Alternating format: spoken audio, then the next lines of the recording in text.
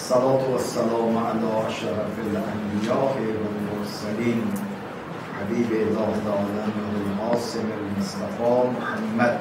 اللهم صل على محمد وعلى أهل بيته الطيبين الطاهرين سيما رحمة الله في العالمين اللعن الدائم على أعدائهم أجمعين من الآن إلى لقاء يوم الدين. اللهم نور قلوبنا بالقرآن ووفقنا للعمل به. روزی گذشته عرض کردیم که حضرت زهرا سلام الله علیها به عنوان یک سیره و اسوه و الگو برای همه بشریت است و امام زمان سلام الله علیه ایشون رو به عنوان الگوی خودش قبول کرده. امروز یه نکته رو میخوام عرض بکنم بعد دوباره درک کنم. یه روز اگه یادتون باشه ما گفتیم که 3 محور بحث داریم: الگودهی، الگوپذیری و الگوگذاری. قرآن در رابطه با الگودهی و روایات ما 2 روش داره. یه وقت خدا میاد الگوها رو معرفی میکنه، دیگه اینها برای شما میتونن الگو باشن. مثلا در رابطه با حضرت رسول و لقد کان لکم فی رسول الله اسوة حسنه. اما گاهی اوقات 2 روایات داریم که خود الگوها میان میگن ما برای شما الگو هستیم، ما برای شما الگو هستیم، فرصت ها رو از دست ندید، بیاد از ما استفاده بکنید. این روایت امام حسین سلام الله علیه یک نامه‌ای برای مردم بصره می‌نویسه. در ضمن اون نامه میگه لکم فیه اسوة حسنه، لکم فیه اسوة حسنه، برای شما مردم در وجود من امام حسین اسوه هست. یعنی من حسین میتوانم برای شما یک الگو و اسوه‌ای بوده باشم. دقت کنید. خب بحثی که امروز ما میخوایم عرض بکنیم در رابطه با الگو دهی است. بله، الگو دهی یعنی سرمشق را میخواد به دیگران یاد بدی. رو شد؟ میخواد چه اینجا بگیم آموزش بدی به دیگران، دیگران از تو همه چیز رو یاد بگیرن. خدمتتون که چند تا شرط داره. شرط اول الگوده این است که الگوده باید واجد نقاط مثبت باشه. بله، واجد نقاط مثبت بوده باشه که از نظر متربی و اون الگوپذیر قابل قبول باشه. درست شد؟ پس اولین شرط الگودهی واجد شرایط بودنه. این شعر رو زیاد شنیدید. ذات نایافته از هستی بخش کی تواند که شود هستی بخش. کسی که خودش واجد مسائل نباشد چطور میخواد به دیگران ببخشد؟ ببین، میخوایم به متربی بگیم تو زندگی هیچ وقت امید تو از دست نده.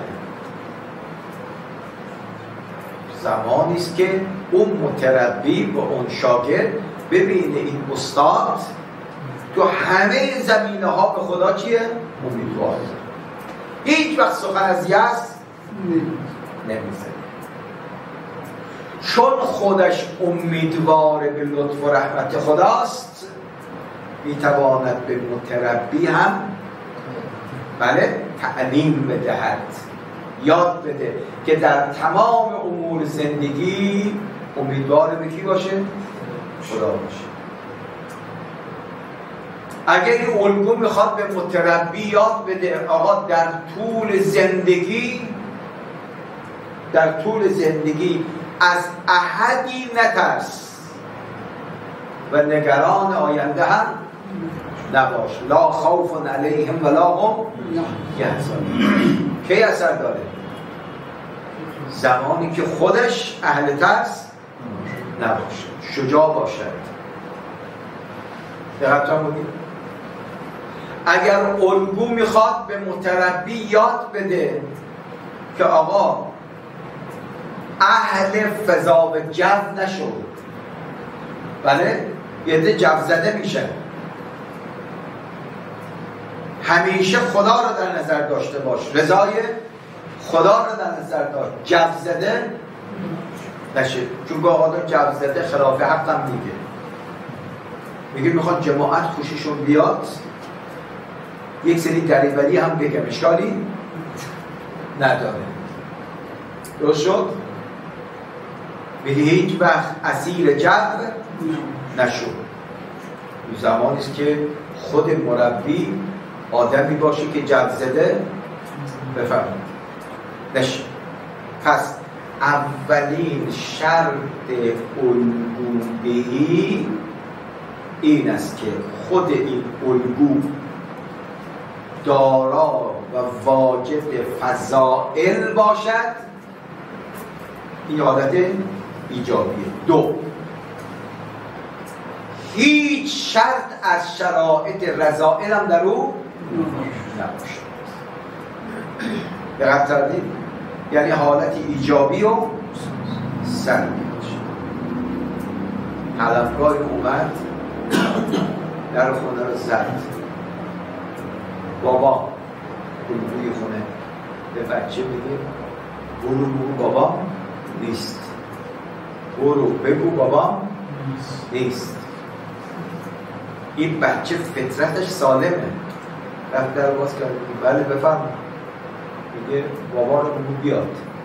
این بچه چی میگه؟ بابام گفته بیام بهت بگم بابا نیست.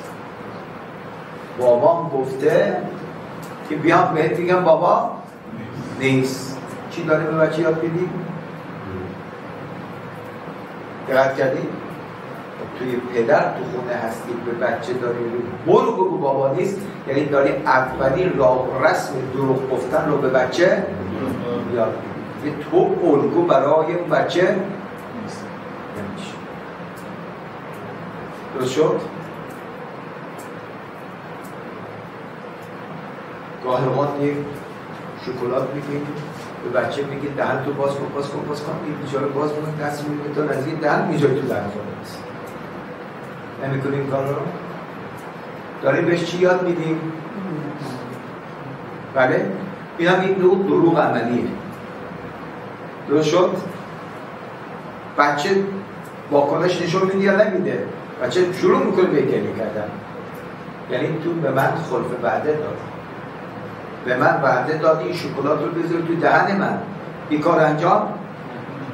2 روز دیگر ببین همون بچه باز این شکلات رو میاره میگه بابا دهن رو باز کن، تو دهن رو باز میکنه میذاره تو دهن خودش میذاره. یعنی داری اون رذائل رو عملا بهش یاد. پس شرط اول اینه که الگوده واجد همه فضائل باشه. 2 رذائل هم درش وجود نداشته باشه. این بچه ها اون الگو پذیر، دقت کردید تمام این ریز و درشت کارهای ما رو ببین حضرت زهرا سلام الله علیها همه شدید برای حسنین که مریض بودن نظر کردن. درست کردید؟ این نظر شروعش از حضرت زهرا بود. چرا؟ کار ایجابی دیگه. اگر بچه ها سالم باشن من 3 روز برای بچه ها چا کنم؟ پدر این خونه هم همین بچه ها داره میده دیگه.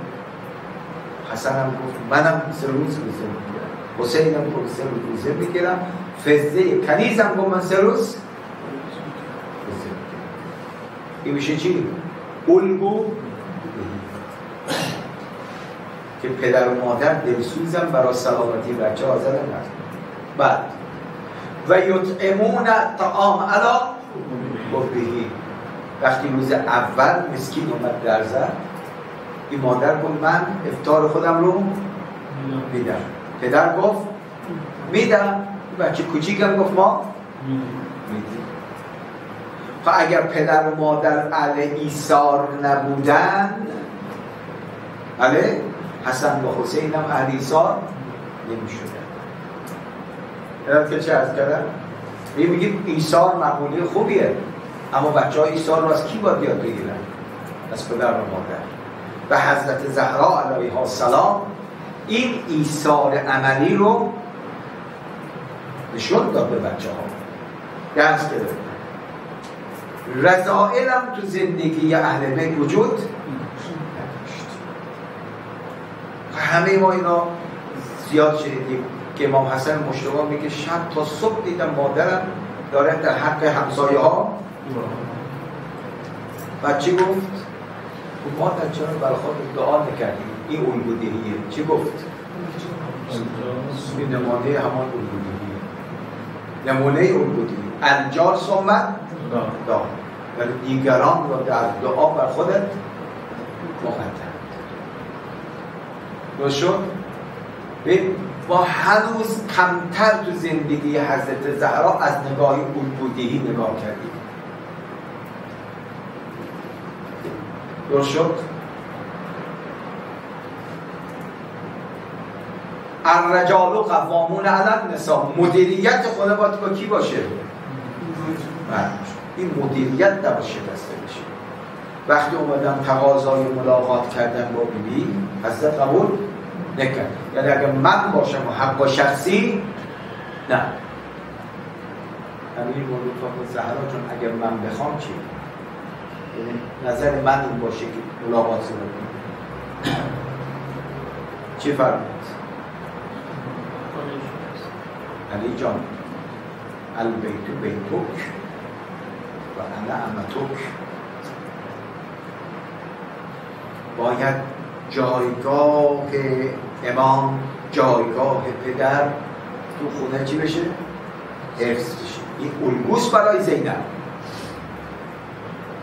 که زن رفتارش نسبت به مرد این باشه. علی جان البیتو بیتو و انا امتو، من کنیز تو هستم، ففعل ما شئت، هر تو دلت میخواد انجام. این سیره است یا نه؟ این الگودهیه. این الگودهیه. در جریان مقاومت پشت در این الگودهی است که انسان در مسیر امامت امام رو جلو نندازه تو خطرها. انسان در برابر امام باید خطرپذیر باشه، ولی باید خطرپذیر باشه. ایثار تا جا کجا خطرپذیر باشه؟ ولی یه عده حمایت از امام میکنه تا شعار، اما پای خطر برسد دیگر امام بی امام. همه تو شدیم از مسیر مکه تا کربلا اصحاب امام حسین ریزش شب عاشورا که مزار بود. یعنی بودن با امام در حد شعار. پای عمل که رسید امام بی امام. درست شد؟ اما حضرت صدیق طاهره چطور؟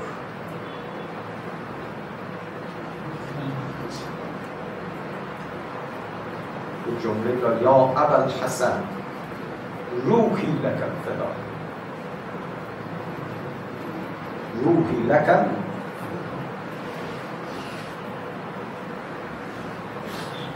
علی جان این روح فاطمه فدا باشه.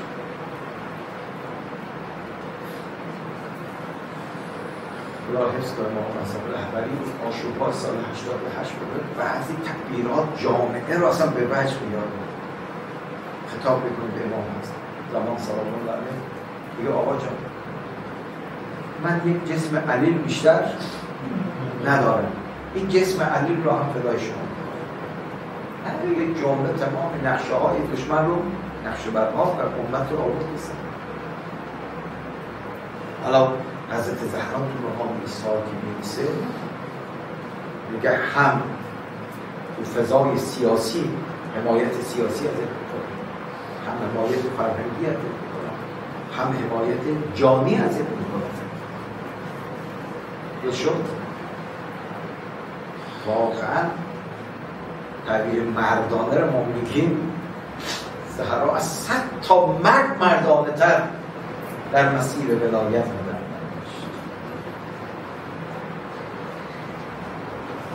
آیون زنی که سینش مجروح بشه، بچه سقط جنین بشه، بیهوش شده، وقتی به هوش اومد اولین حرفش چی بود؟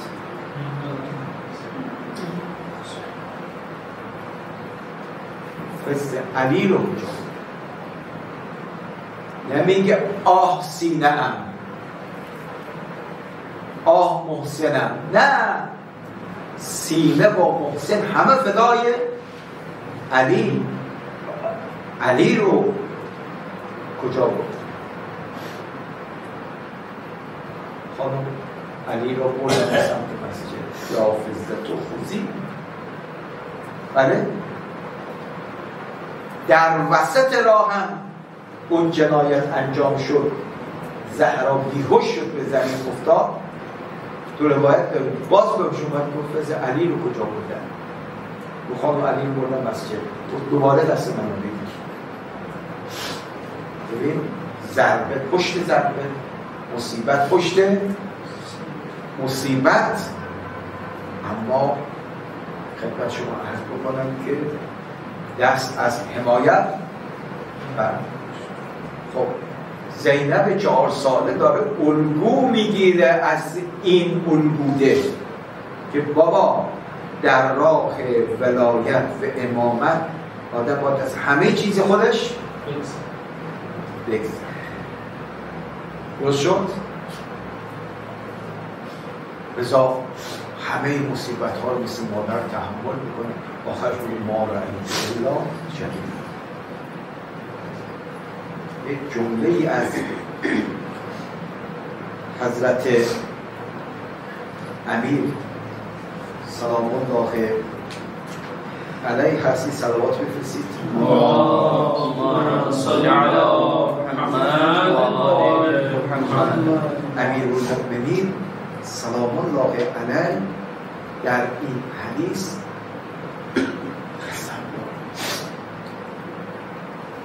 والله و لفظ جلاله الله میگه در طول این سال یک بار فاطمه منو به خشم و غضب نگرفت. خیلی 9 سال زندگی میگه لا اقذبتنی، منو به خشم. 2 در طول این 9 سال یک بار منو معصیت نکرده. یعنی چیز رو من امر کنی بگه خیر، یه جمله.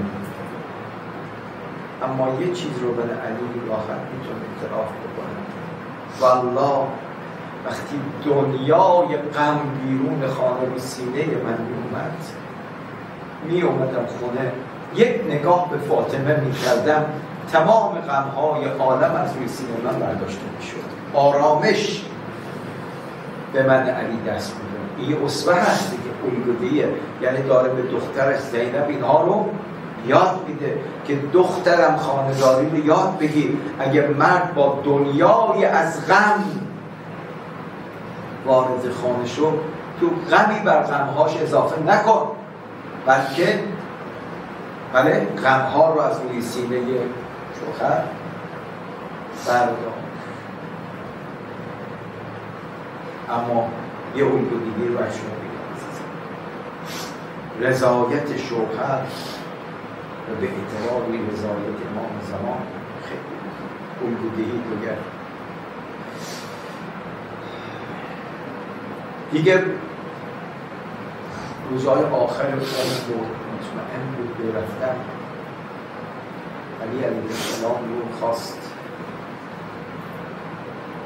خیلی روایت عجیبه، میگه علی جان سؤالی ازت میکنم، با کنایه جواب من ندید، سریع جواب من رو بده با صراحت. بگو فاطمه جان، از محضر امام زمان عذر میخوام. این سؤالی که دل امیرالمومنین شکست، اشک امیرالمومنین جاری شد، صدا زد علی جان آیا از من فاطمه راضی هستی یا نه؟ آیا از من راضی هستی یا نه؟ این الگویی نداره؟ آیا از من راضی هستی یا نه؟ تو روایت داریم امیرالمومنین صدا زد فاطمه جان، اونی که طلب رضایت و حلالیت باید بکنه من علی هستم نه تو که همه چیزت رو برای من علی دادی، تو همه چیز رو برای من دادی. به قول مرحوم کمپانی